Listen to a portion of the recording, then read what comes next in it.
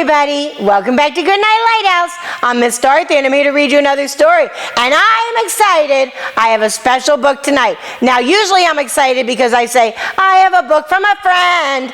And, well, I kind of do, because I have a book from Miss Dorothy's very, very special friend. So you know that Miss Dorothy's married to Mr. Matt, right? We've talked about that before. And Mr. Matt has a favorite book that he's been begging Miss Dorothy to read to you. And I wasn't sure if I was going to read it because it's a really long book, but he really wanted you to hear it. So I said, it's okay. We'll do it on a night when they can stay up later and we will read Mr. Matt's favorite book. So tonight, I'm reading to you the book, The 500 Hats of Bartholomew Cubbins. What a big name. The 500 Hats of Bartholomew Cubbins by Dr. Seuss. We love our Dr. Seuss books. This is a really long, really fun, really crazy book about a boy and a very special hat. And we need to get into this together and find out what happens with that boy and that hat. Are you ready to get inside this book with Miss Dorothy? Good. I need you to sit up and listen up, because here we go. The 500 Hats of Bartholomew Cubbins, written by Dr. Seuss. In the beginning, Bartholomew Cubbins didn't have 500 hats. He had only one hat. It was an old one that had belonged to his father and his father's father before him. It was probably the oldest and the plainest hat in the whole kingdom of Did, where Bartholomew Cubbins lived. But Bartholomew liked it, especially because of the feather that always pointed straight up in the air. It's just one old hat, but it's his favorite. The kingdom of Did was ruled by King Derwin. His palace stood high on top of the mountain. From his balcony, he looked down over the houses of all his subjects. First, over the spires of the nobleman's castle, across the broad roofs of the rich men's mansion, then over the little houses of the townsfolks, to the huts of the farmers, far off in the fields. It was a mighty view, and it made King Derwin feel mighty important. He's got the big giant castle, so he thinks he's most important of all. Far off in the fields, on the edge of the cranberry bog, stood the hut of the Cubbins family.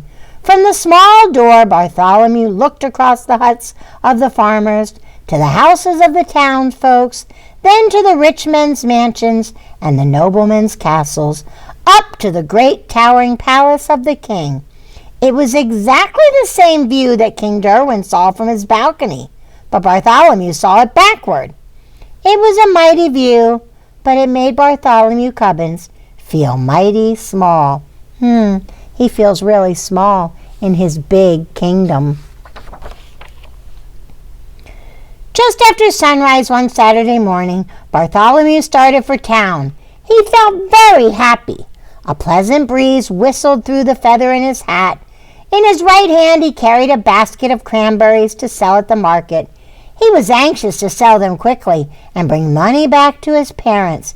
He walked faster and faster till he got to the gates of the town. The sound of the silver trumpets rang through the air. Hoofbeats clattered on the cobbled street. "Clear the way! Clear the way! Make way for the king!" someone shouted. "The king is coming." All the people rushed for the sidewalks. They drove their carts right up over the curbstones. Bartholomew clutched his basket tighter. Around the corner dashed 50 trumpeters on yellow-robed horses. Behind them, on crimson-robed horses, came the king's own guards. "Hats off to the king!" shouted the captain of the king's own guards. On came the king's carriage, white and gold and purple. It rumbled like thunder through the narrow street. It swept past Bartholomew. Then suddenly, its mighty brakes shrieked. It lurched, and then it stopped. The whole procession stood still. Bartholomew could hardly believe what he saw.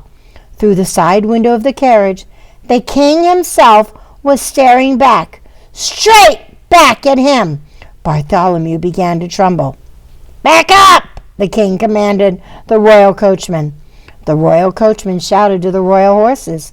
The king's own guards shouted to their crimson-robed horses. The trumpeters shouted to their yellow-robed horses. Very slowly, the whole procession backed down the street until the king's carriage stopped right in front of Bartholomew. Why is he stopping there? Why does he want to see Bartholomew? The king leaned from his carriage window and fixed his eyes directly on Bartholomew Cubbins. "Well, well," he demanded. Bartholomew shook with fright. "I ought to say something," he thought to himself, but he could think of nothing to say. "Well," demanded the king, "do you or do you not take off your hat before your king?" Yes, indeed, sire," answered Bartholomew, feeling greatly relieved. "I do take off my hat before the king." "Then take it off this very instant," commanded the king more loudly than before. But, sire, my hat is off," answered Bartholomew. "Such impudence!" shouted the king, shaking an angry finger. "How dare you stand there and tell me your hat is off?" "I don't like to say you're wrong, sire," said Bartholomew very politely. "But you see, my hat is off," and he showed the king the hat in his hand. "If that's your hat in your hand," demanded the king, "what's that on your head?" "On my head?" gasped Bartholomew. There did seem to be something on his head. He reached up his hand and touched a hat. How can he still have a hat on? He just took his hat off. The face of Bartholomew Cubbins turned very red. "It's a hat, sire," he stammered, "but it can't be mine. Someone behind me must have put it on my head." "I don't care how it got there," said the king. "You take it off." And the king sat back in his carriage. Bartholomew quickly snatched the hat off his head. He stared at it in astonishment. It was exactly the same as his own hat, the same size, the same color, and it had exactly the same feather. "By the crown of my fathers," roared the king, again leaning out of the carriage window, "did I or did I not command you to take off your hat?" You did, sire. I took it off. I took it off twice." "Nonsense! There is still a hat upon your head." "Another hat?" Again Bartholomew reached up his hand and touched a hat. Come, what is the meaning of all this?" demanded the king, his face purple with rage. I don't know, sire," answered Bartholomew. "It never happened to me before." The king was now shaking with such fury that the carriage rocked on its wheels, and the royal coachman could hardly sit in his seat. "Arrest this impudent trickster," shouted the king to the captain of the king's own guards. "We'll teach you to take his hat off." "Oh, no! He keeps trying to take his hat off, but every time he does, another one appears. Now the king's going to have him arrested." The royal coachman cracked his long whip. The king's carriage swung forward up the street towards the palace. But the captain of the king's own guards leaned down from his big brass saddle and grabbed Bartholomew Cubbins by his shirt. Away flew Bartholomew's basket. The cranberries bounced over the cobblestones and rolled down into the gutter. With a jangling of spurs and a clattering of horseshoes, the captain of Bartholomew sped up the winding street towards the palace. Out of the narrow streets, on up the hill, Bartholomew clung to the captain's broad back. On and on they galloped, past the bright gardens of the wealthy merchants, higher and higher up the mountain, on past the walls of the nobleman's castle. Oh no, he's going all the way up to the king's palace. Flop! The sharp wind whisked off Bartholomew's hat. Flop! 2 more flew off. Flop, flop, flop! Flew another, and another. 4, 5, 6, 7. Bartholomew kept counting as the hats came faster and faster. Lords and ladies stared from the windows of their turrets, wondering what the strange stream of hats could mean. Over the palace drawbridge they sped, through the gates, into the courtyard. The captain pulled in the reins. "His Majesty waits in the throne room," said a guard, saluting the captain. The throne room! The captain dropped Bartholomew to the ground. "I'd certainly hate to be in your shoes," he said, shaking his head sadly. For a moment, Bartholomew was terribly frightened. Still, he thought to himself, the king can do nothing dreadful to punish me, because I really haven't done anything wrong. It would be cowardly to feel afraid. He's trying very hard to be brave. Bartholomew threw back his shoulders and marched straight ahead into the palace. "Follow the black carpet," said the guard at the door. All through the long hallway, Bartholomew could hear the muttering of voices behind heavy doors. "He won't take off his hat. No, he won't take off his hat. He's trying to take off his hat." Bartholomew walked on till he stood in the very middle of the throne room. The king, in a large scarlet robe, was sitting on his throne. Beside him stood Sir Alaric, keeper of the king's record. He wore in his belt, instead of a sword, a long silver ruler. Lords and noblemen of the court, solemn, stood silent.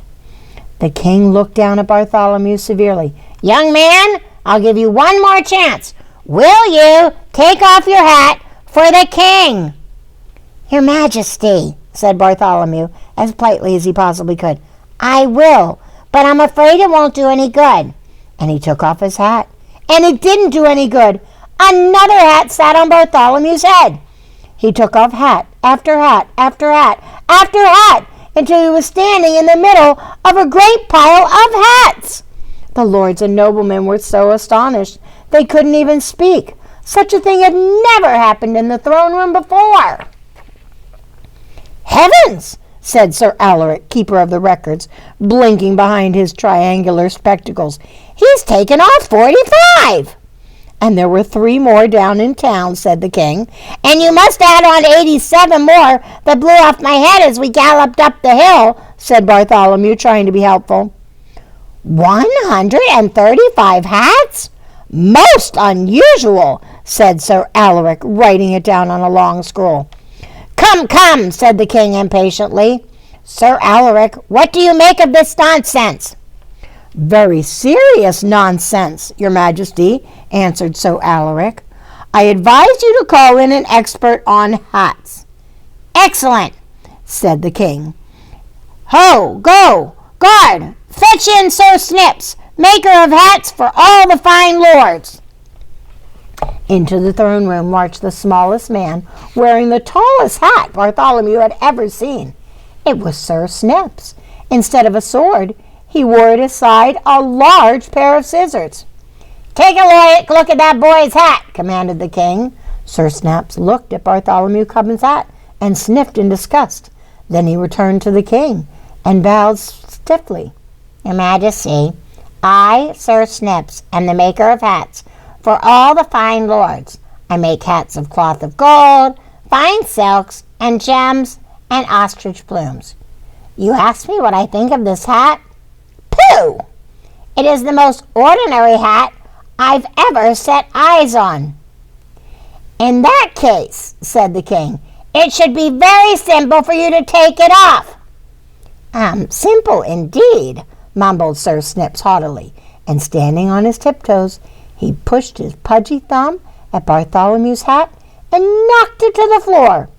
Immediately another appeared on Bartholomew's head. "Oh, no!" "Screams!" screamed Sir Snips, leaping in the air higher than he was tall. Then he turned and ran shrieking out of the throne room. "Dear me," said the king, looking very puzzled. "If Snips can't do it, this must be more than an ordinary hat." 136, wrote Sir Alaric, wrinkling his brow. "Your Majesty, I advise that you call in your wise men." "A fine idea," said the king. "Ho, guard! Bring me Nad. Nad knows about everything in all my kingdom." In came an old man. He looked at the hat on Bartholomew's head, and he looked at the pile of hats on the floor. "Nad, my wise man, can you take off his hat?" asked the king. Nad shook his head solemnly. Solemnly, "No." "Then fetch me the father of Nad," commanded the king. "He knows about everything in all my kingdom and in all the world behind." In came an even older man, but when he looked at Bartholomew's hats, The father of Nat merely locked his fingers across his beard and said nothing. Doesn't seem like anybody can do anything about these hats. Then bring me the father of Nat, ordered the king. He knows about everything in all my kingdom and all the world beyond, and in all the other worlds that may happen to be. Then came the oldest man of them all, but he just looked at Bartholomew and nibbled nervously at the end of his beard. Does this mean there is no one in my whole kingdom who can take off this boy's hat? Bellowed the king in a terrifying voice. A small voice came up through the balcony window. What's the matter, Uncle Derwin? To Bartholomew it sounded like the voice of a boy. The king stepped out on the balcony and leaned over the marble railing. There's a boy in here, just about your age, the king said. He won't take off his hat. Bartholomew tiptoed up behind the king and looked down. There stood a boy with a big lace collar, a very proud little boy with his nose in the air. It was the Grand Duke Wilfred, nephew of the king. You send him down here, said the Grand Duke Wilfred. I'll fix him. The king thought for a minute. He pushed back his crown and scratched his head. Well, maybe you can. There's no harm trying. Take him to the Grand Duke Wilfred, commanded the king. And two of the king's own guards led Bartholomew out of the throne room. Do you think the boy's going to be able to do anything about it? Pooh, said the Grand Duke Wilfred, looking at Bartholomew's hat and laughing meanly. That hat won't come off. You stand over there, he pointed to a corner where the wall curved out. I need a little target practice with my bow and arrow. Oh, no! When Bartholomew saw that the Grand Duke Wilfred had only one child's bow, he didn't feel frightened. He spoke up proudly. I can shoot with my father's big bow. My bow's plenty big enough for shooting hats, especially hats like yours, answered Wilfred, and he let fly an arrow. Zip! It grazed Bartholomew's forehead and nipped off his hat. Away it blew and over the parapet, but another hat appeared in his head.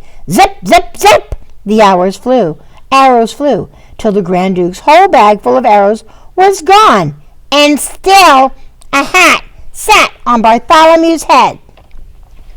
It's not fair, cried the Grand Duke. It's not fair! He threw down his bow and stepped upon it. 154 hats! Gulped Sir Alaric. Oh my! More hats! More and more hats! These hats are driving me mad! The king's voice ran out through all the palace. Why waste time with a child's bow and arrow? Fetch me the mightiest bow and arrow in all my realm. Fetch the yeoman of the bowmen. Yeoman of the bowmen, echoed all the lords and noblemen of the court. A gigantic man strode out across the terrace. His bow was as big as a branch of a tree. The arrow was twice as long as Bartholomew and thicker than his wrist. Yeoman of the bowmen, said the king, shoot off this boy's hat and make it stay off. Bartholomew was trembling so hard that he could scarcely stand straight.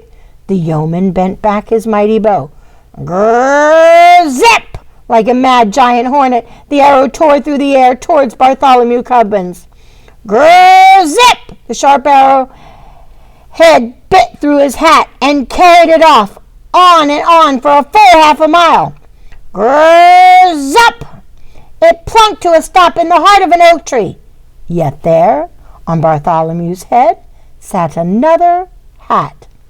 The face of the yeoman of the bowmen went white as the palace walls.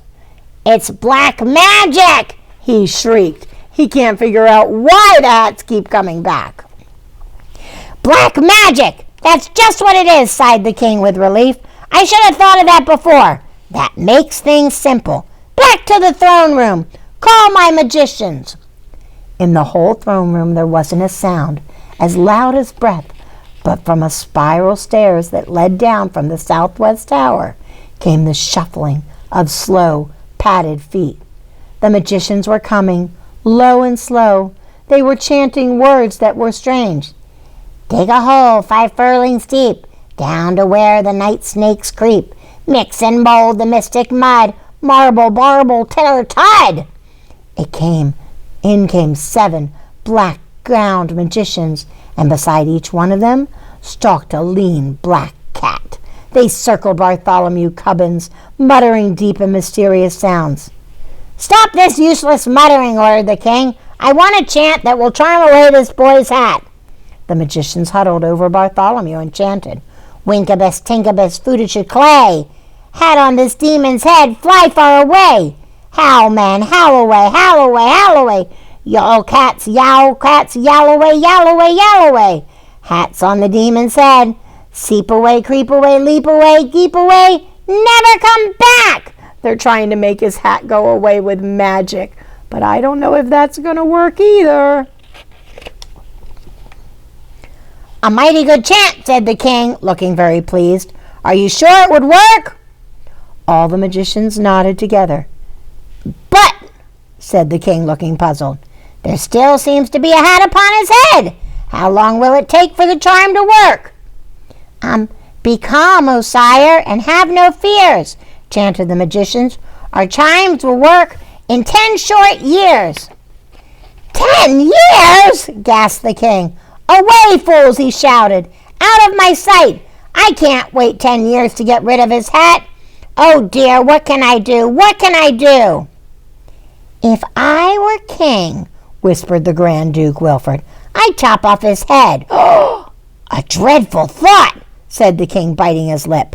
"But I'm afraid I'll have to do it." "What?" "Young man," he said to Bartholomew Cubbins, as he pointed to a small door at the end of the room, "march down those steps to the dungeon and tell the executioner to chop off your head." Bartholomew's heart sank into his boots, but he did as the king commanded. "I must take off my hat," he said to himself as he started down the long black stairway. "This is my last chance."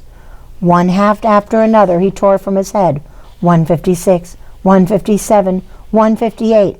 It grew colder and damper. 217, 218, 219. Down, down. 231, 232, 233. It seemed that Bartholomew, he must be in the very heart of the mountain.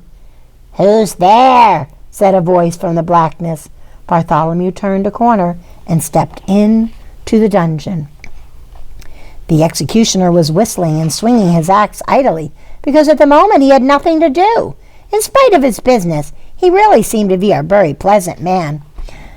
"The king says you must chop off my head," says Bartholomew. "Oh, I'd hate to," said the executioner, looking at him with a friendly smile. "You seem like such a nice boy." "Well, the king says you have to," said Bartholomew, "so please get it over with."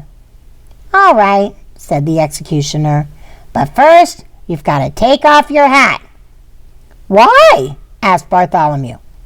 "I don't know," said the executioner, "but it's one of the rules. I can't execute anyone with his hat on." "All right," said Bartholomew, "you take it off for me." The executioner leaned across the chopping block and flipped off Bartholomew's hat. "What's this?" he gasped, blinking through the holes in his mask, as another hat sat on Bartholomew's head. He flipped this one off, then another, and another. "Fiddlesticks," grunted the executioner, throwing his axe on the floor. "I can't execute you at all." And he shook hands with Bartholomew and sent him back upstairs to the king. "Whew, that's a good thing." The king had been taking a nap on the throne. "What are you doing back here?" he said to Bartholomew, angry at being awakened. "I'm sorry, Your Majesty," exclaimed Bartholomew. "My head can't come off with my hat on. It's against the rules." "So it can't," said the king, leaning back wearily. "Now how many hats does that make altogether?" "The executioner knocked off 13, and I left 178 more on the dungeon steps," answered Bartholomew. 346 hats, mumbled Sir Alaric from behind his scroll. "Uncle Derwin?" yawned the Grand Duke of Wilfred. "I suppose I'll have to do away with him. Send him up to the highest turret, and I, in person, will push him off." "Wilfred, I'm surprised at you," said the king, "but I guess it's a good idea." So the king and the Grand Duke led Bartholomew Cubbins towards the highest turret, up Up the turret stairs he climbed behind them. "This is my last, very last chance," thought Bartholomew. He snatched off his hat. 347. He snatched off another. He pulled and tore, and he flung them behind him. 398, 399. His arms ached from pulling off hats, but still the hats came. Bartholomew climbed on. 448, 449, 450, counted Sir Alaric, puffing up the stairs behind him. Wow, so many hats! Suddenly, Sir Alaric stopped. He looked. He took off his triangular spectacles and wiped them on his sleeve, and then he looked again. The hats began to change. Hat 451 had not one, but 2 feathers. Hat 452 had 3, and 453 also had 3 and a little red jewel. Each new hat was fancier than the hat just before. "Your Majesty! Your Majesty!" cried out Sir Alaric. But the King and the Grand Duke were way up, way that they couldn't hear him. They had already reached the top of the highest turret. Bartholomew was following just behind. "Step right out here and you'll get out on the wall," snapped the Grand Duke Wilfrid. "I can't wait to push you off." That Grand Duke is not a very nice young man. But when Bartholomew stepped up on the wall, they gasped in amazement. He was wearing the most beautiful hat they had ever been seen in the kingdom of Did.